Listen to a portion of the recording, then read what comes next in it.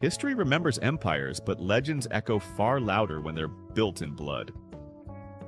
Few names in the human story unleash more awe and dread than Genghis Khan, a nomadic warlord who stitched together the largest land empire in history. Worshipped by some, hated by millions, and feared by all who crossed his path, Genghis didn't simply defeat enemies. He erased them. Here is the ultimate ranking of the most terrifying, bone-chilling, and grotesque acts committed by Genghis Khan and his armies. Number 8. Killing his own brother over a fish. Before he became the scourge of continents, he was Temujin, a hungry boy abandoned with his family on the unforgiving Mongolian steppe. At just 9 years old, Temujin lost his father to poisoning by a rival tribe. Suddenly leaderless, his entire family was cast aside by their clan, left to survive by hunting, scavenging, and pure stubbornness. 14-year-old Temujin returned one day with fish he had caught after hours of effort. His half-brother Bektar casually snatched the best one and ate it alone. It wasn't simply greed. Bektar had long been competing with Temujin for dominance and for the approval of their mother. This was the final spark. With no taste for peaceful conflict resolution, Temujin ambushed him and shot an arrow into Bektar's back. One brother's hunger became another brother's death sentence. This wasn't petty rage, it was Temujin's first step in asserting absolute authority, even within his own family. Number 7. Killing people, even after he died. Most people mellow with age.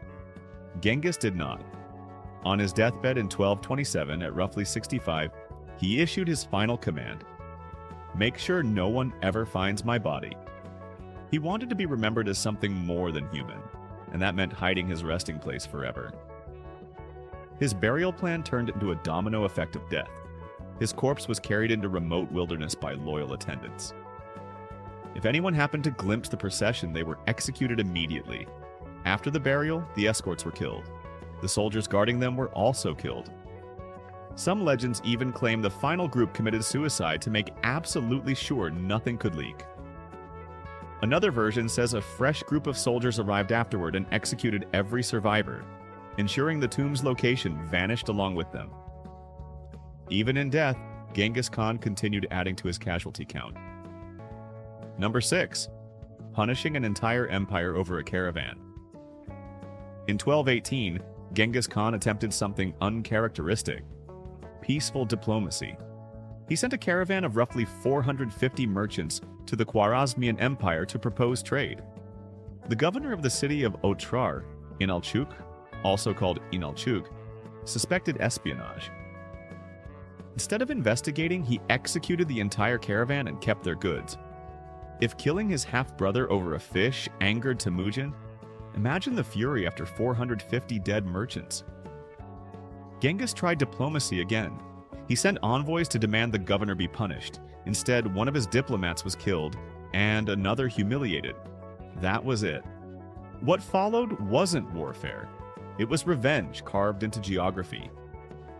Over the next 2 years, the Mongols annihilated the Khwarezmian Empire, killing millions and leveling entire cities. Among the torments inflicted during this campaign was the infamous punishment of Inalchuk himself. Captured alive, he reportedly had molten silver poured onto his face. Accounts differ whether it was his eyes, ears, or entire head. Brutal? Absolutely. Effective? The empire collapsed so completely that many of its cities never recovered. Number 5. Using civilians as human shields. And that, when the Mongols pushed into northern China in the early 13th century, they hit a wall. Literally. Big cities, tall fortifications, and defenders who refused to open the gates. Instead of retreating, Genghis adopted a tactic that still shocks historians: Karash, or living shields. The Mongols captured civilians from surrounding towns, men, women, and children, and forced them to march ahead of the army during sieges. These captives absorbed the arrows, triggered traps, and walked into boiling oil meant for Mongol soldiers. Defenders inside the walls faced a nightmare. They had to fire at people who looked like their own families, or allow the Mongol army to reach the gates. Sometimes the Mongols forced these captives to push siege towers or carry ladders, knowing they'd be hit first. This wasn't a one-time tactic.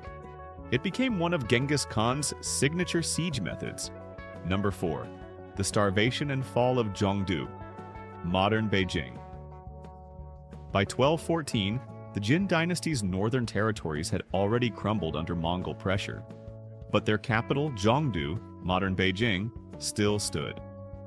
Genghis Khan demanded tribute and submission. The Jin emperor agreed, and the Mongols withdrew. Then the emperor abandoned Zhongdu and fled south, hoping to rebuild his armies and escape future Mongol raids. This betrayal ignited another of Genghis's legendary judgments. The Mongols returned, encircling Zhongdu completely. They burned farmland, blocked food deliveries, and killed a rescue force sent with supplies. Inside the walls, desperation boiled into horror, famine, riots, and eventually cannibalism. When the Mongols finally broke through months later, they unleashed total vengeance. Tens of thousands were slaughtered. Skilled workers were taken as captives. Reports claim 60,000 women chose suicide rather than capture. The city was burned so thoroughly that even Mongol soldiers eventually withdrew because the stench of death became unbearable. And this was only number 4. Number 3. The Massacre of Merv. The city of Merv, one of the richest in the Khwarezmian Empire, estimated at up to 1 million residents, surrendered after a short resistance. Surrender usually guaranteed survival under Mongol rule, but Genghis Khan's campaign in Khwarezm was fueled by vengeance, not conquest. Once admitted inside the gates, the Mongols betrayed the terms. Every resident was ordered out into the plains. Historical estimates vary, but some claim over 700,000 people stood before Mongol soldiers. Almost all of them were systematically massacred. Only artisans and a few skilled workers were spared. The city was then burned, its irrigation destroyed, its land deliberately ruined, so it could never rise again. The site today is empty desert. Number 2. The final ruin of Nishapur. In 1220, Nishapur rebelled against Mongol rule. When they killed Genghis Khan's son-in-law, the Mongol response became deeply personal. His son Tolui was sent to carry out retribution. What followed is remembered as one of the most gruesome massacres in medieval history. Every living thing, humans, animals, livestock, was rounded up and killed. Craftsmen were spared only to be enslaved. According to chronicles, Mongol soldiers created massive pyramids of skulls separating men from women and children. Blood reportedly flowed through the streets. The entire city was leveled, burned, and abandoned. Yet astonishingly, Nishapur was eventually rebuilt centuries later and survives today as a modern Iranian city. Number 1. Erasing the Tangut civilization. The most terrifying act came not out of conquest, strategy, or retaliation, but pure spite. The Tangut people of Western Xia had long clashed with the Mongols. Near the end of his life, Genghis offered them one final chance to submit. Their king refused. Even sick and aging, Genghis led another campaign against them. Cities fell, populations were slaughtered. The Tangut king died reportedly in terror as Mongols approached, but Genghis wasn't done. On his deathbed in 1227, he commanded the complete eradication of the Tangut people. Not defeat, not conquest, erasure. His sons carried out the order. The Tangut capital was razed, libraries and archives burned. Their language and writing were stamped out. Survivors were scattered across the empire to dissolve their identity.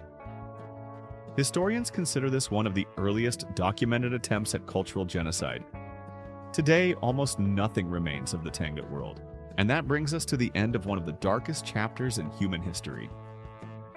If this journey through the Mongol world shook you, surprised you, or made you look at history in a completely new way, then don't leave just yet.